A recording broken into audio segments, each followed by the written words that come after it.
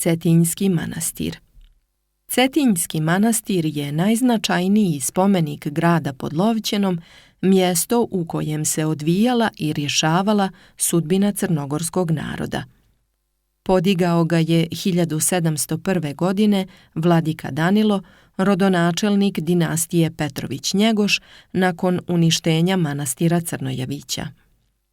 Novi manastir je zadržao karakteristične arhitektonske elemente ranijeg svetilišta.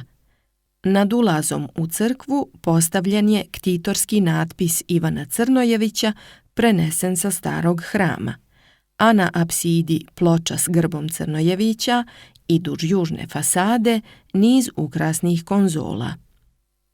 Manastirski kompleks više puta je adaptiran i dograđivan, a temeljno je obnovljen 1927. godine kada je podignuta nova mitropolitska rezidencija.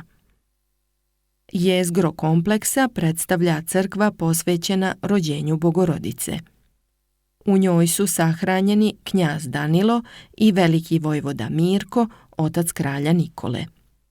U južnoj pjevnici je ćivot Svetog Petra Cetinjskog, čiji je kult uticao da se Cetinjski manastir često naziva njegovim imenom.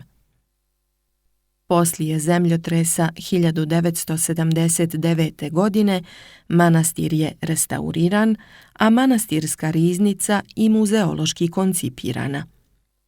Svojom istorijskom misijom u toku više vijekova Cetinjski manastir je predstavljao simbol duhovnosti, slobodoumlja, humanih i prosvetiteljskih misli, te s pravom zauzima izuzetno mjesto u cjelokupnoj crnogorskoj istoriji.